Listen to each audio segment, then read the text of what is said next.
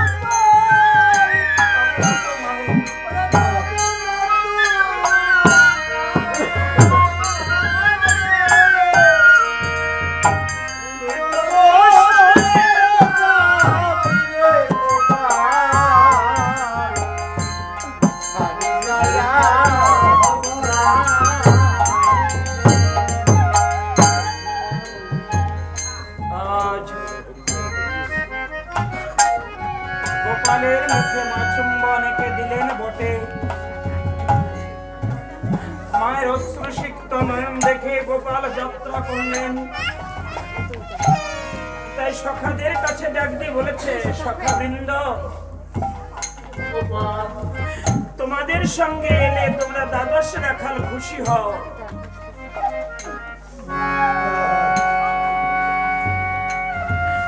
আর আসবার সময় মায়ের কাছ থেকে বিদায় নিয়ে আমি এসেছি। দেখেছো আমার মায়ের চোখে জল? শুধু আমার মায়ের চোখে জল নয়, প্রত্যেকটা ব্রজবাসী মায়েদের চোখে জল। আজকে প্রত্যেকটা ব্রজবাসী মায়েদের চোখে জল দেখে যাত্রা করলাম।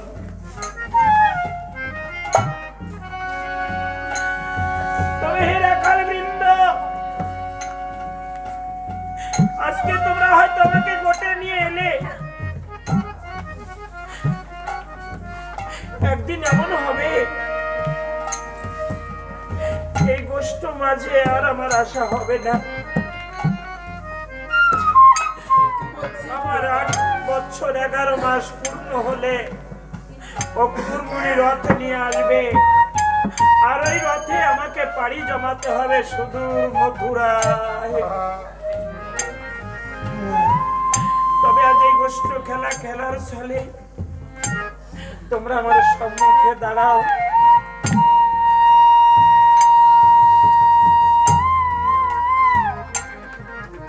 সখাবৃন্দ, গোপাল, তোমাদেরকে ভালো করে দেখে যাই।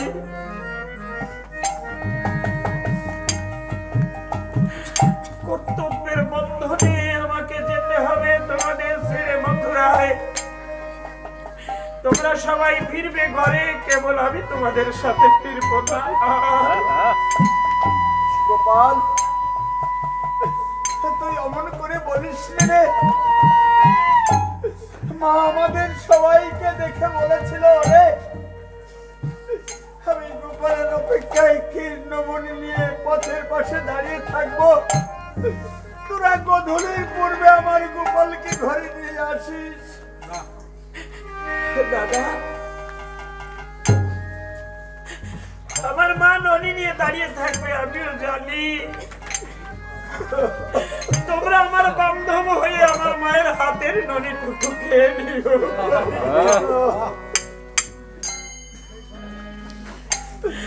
কেননা যে মায়ের সন্তান কাছে থাকে না, সেই মা জানে সন্তান দূরে থাকার বিয়োগ বেদনা কত তীব্র, কত বেদনাদায়ক। তোমরা যখন ফিরবে ঘরে, তোমাদের মায়েরা এসে আঁচল দিয়ে ধুলো ঝেড়ে ঘরে নিয়ে যাবে। আমার মা যশোদা এসে যদি দুহাত বাড়ায়, আমার মায়ের শুকনো কোল ভরিয়ে দিতে কেউ তো হইল না। দাদা, তোমরা আমার সম্মুখে দাঁড়াও, মনের কিছু কথা তোমাদের কাছে বলে যাই। তোমরা আবার রাজা প্রজা খেলা খেলবে,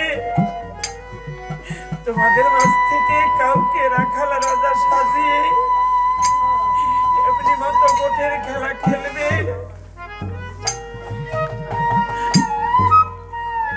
আমাকে কাঁচা পাকা ফল পেড়ে এনে সেবা করাতে, এরপর তোমরা ফল পেড়ে এনে জালি ফল হাতে দিয়ে খাবে। তোমাদের গোপাল যখন তোমাদের কাছে থাকবে না, একটু সময় না দেখলে তোমরা পাগলের মতো হয়ে যাও। 100 বর্ষ তোমাদের হারা হয়ে আমাকে থাকতে হবে। তোমাদের কাছে মনের কথা বলে যাই, খেলাধুলা করতে কত ব্যথা দিয়েছে তোমাদের অন্তরে, কত কাঁধে চড়েছি, কাঁধে চড়িয়েছি। আমি তো তোমাদের সব ছোট ভাই, আমাকে ক্ষমা করবে। আর আমার মাকে একটু সান্ত্বনা দেবে, আমার মাকে সান্ত্বনা দেবে, মাকে মা বলে ডাকবে। খেলার সাথী রে আমার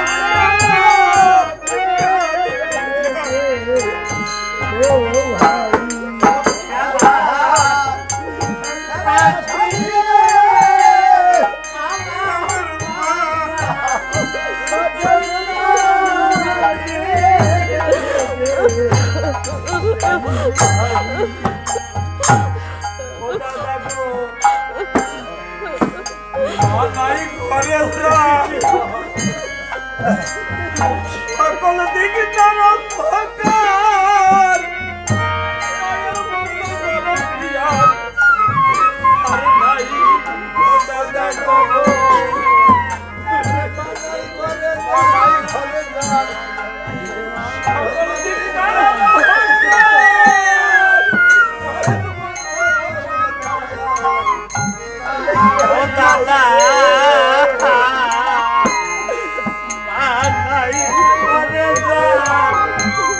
সকল দিক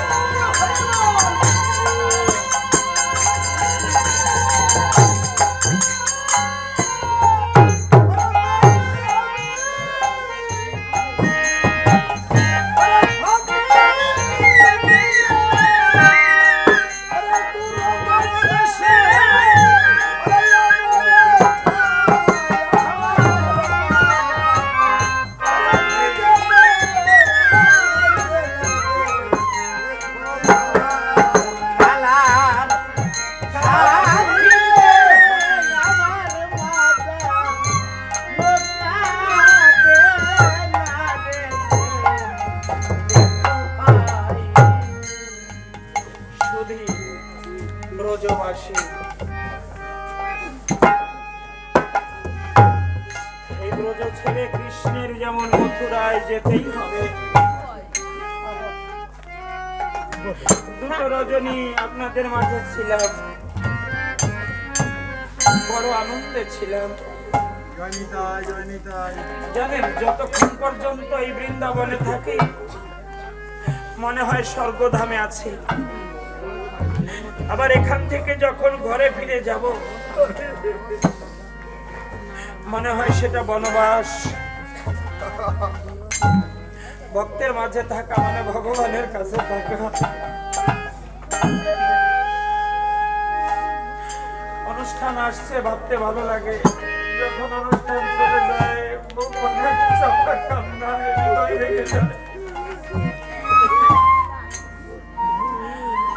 আজকে আমি আপনাদের কাছে একটা জিনিস ভিক্ষা চাইব। আমার নিজের জন্য আমি কিছুই কোনোদিন চাইনি,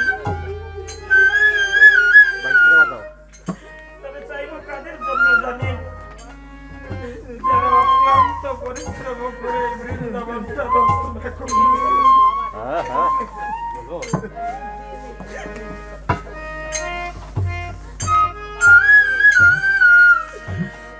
তারা অনেক শ্রম দিয়ে ভক্তদের ডেকে এনেছে।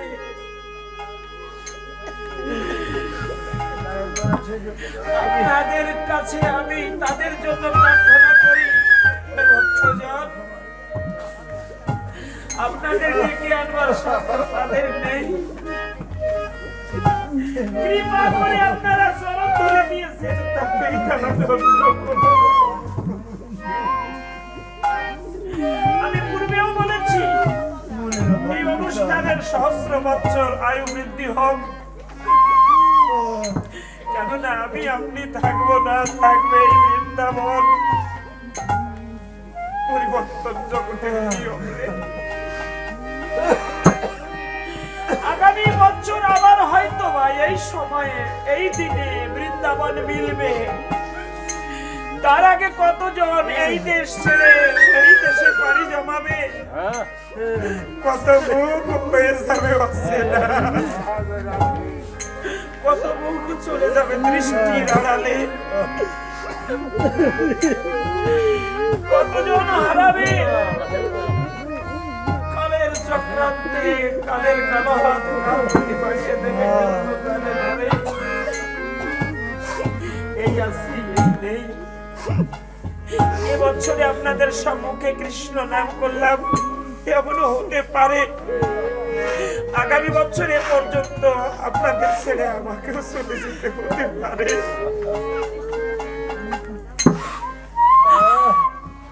তবে দুটো দিনে আপনাদের মনে যদি কারো ব্যথার কারণ হয়ে থাকে ক্ষমা করবেন, কেননা আমার জীবনে এমন সময় আসতে পারে কারো কাছে বলতেও পারবো না, ক্ষমাও চাইতে পারবো না। তো তার আগে শেষবারের মতো আমার বিনীত অনুরোধ, রজনী প্রহার অতীত হয়ে গেছে, কিছু সত্য কৃষ্ণ বলা পাখি এখনো নরম জমে ভাসছে। আমি বলবো জলদি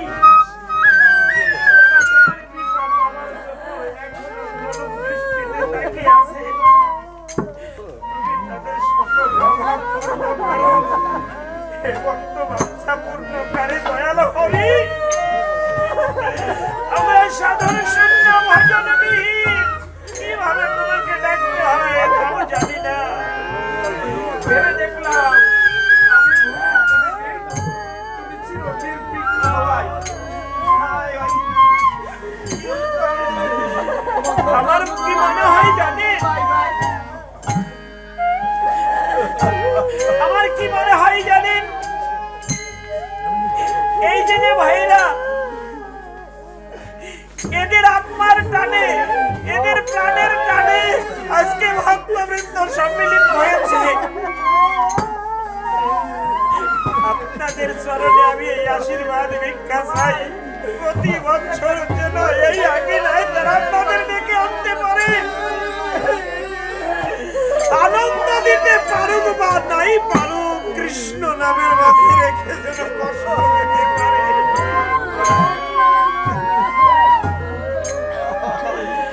কেননা সবার ডাকে ভক্ত সাড়া দেয় ধরে। আমার কি মনে হয় জানেন, এমনি মতো সাধু সঙ্গের বাজারে ভেঙে গেলে পাথর ভেঙে যায়, সাধু সঙ্গ বৈষ্ণব সেবা আমার জীবন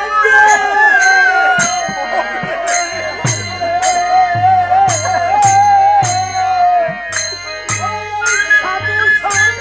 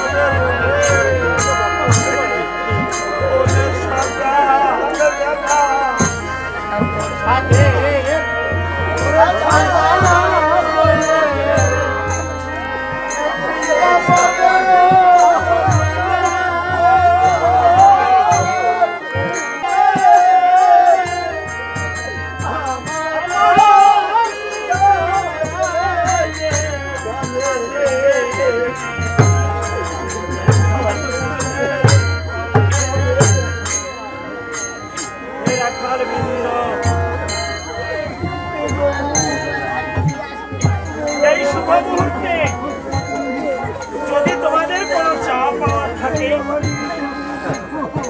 বলো, তোমরা কি চাও আমার কাছে? তোমরা যা চাইবে আমি তোমাদেরকে তাই দান করবো। দাদা আমার দাদা আছে দাদা, আমার দুটো ভাই আছে দাদা। আমি দাদা তাকে নয় আরে আমার বসে নিলাম বলে তুই বলে দেখা আরে চিন্তা কোথায় দাদা যেটা বলেছেন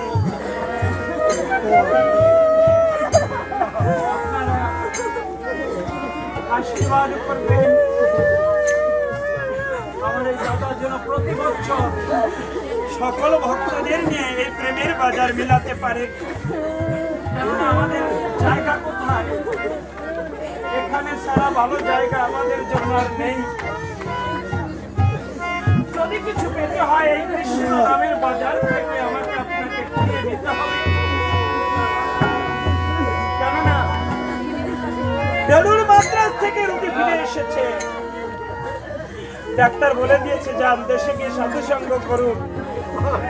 সাধু সঙ্গ করতে করতে রোগ ভালো হয়ে গেছে। এখানে আছেন না এমন ভক্ত, এখানে শুধু রোগী ভোগী নেই, রোগ সারানোর ওষুধ রূপে মানুষ বসে আছে। তাদেরকে আপনারা আশীর্বাদ করবেন।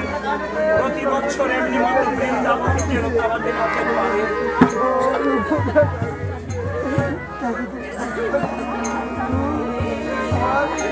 রাখার বৃন্দ বলো তোমাদের কি চাই?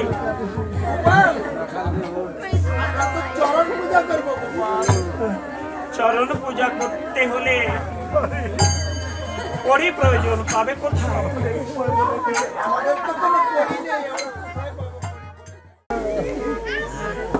অনেকের বাসনা থাকে ভক্তি অঙ্গনে কিছু দান করবার। যদি কাহারও কিছু দান করবার বাসনা থাকে আমার রাখাল বৃন্দ যাচ্ছে তাদের করকমলে পৌঁছে দেবেন কৃষ্ণ পূজা করার জন্য।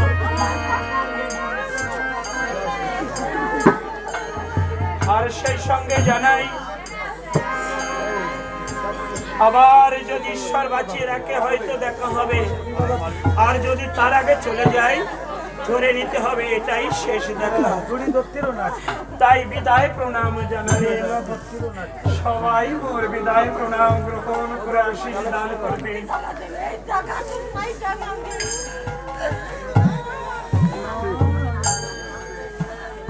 আজ সখাবৃন্দ সঙ্গে নিয়ে এসো ভক্তের চরণ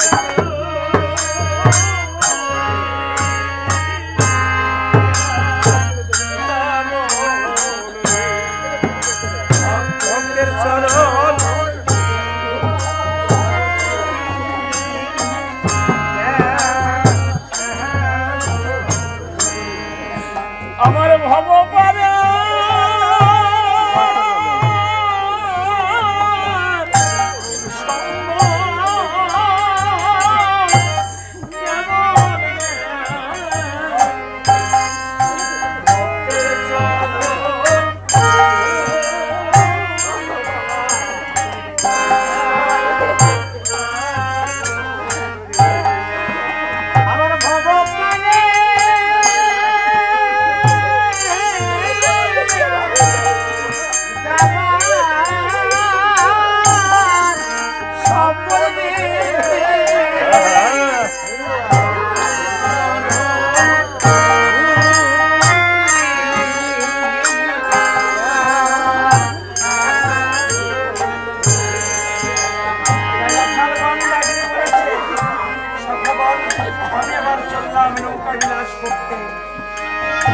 আবার রাখালগণ ডাকলে বলছে চল সখা ঘরে ফিরে চল।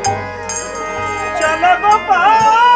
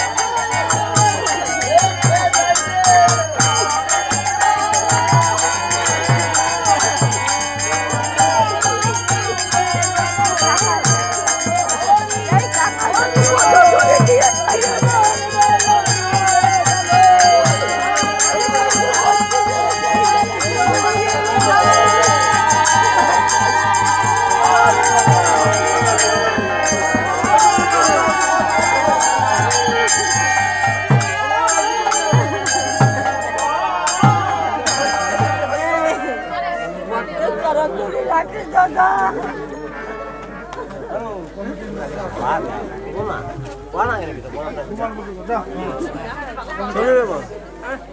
যাইয়ে নেই আরে শুনবি না হ্যাঁ বাড়ির দিক যাবা যাইয়ে না আর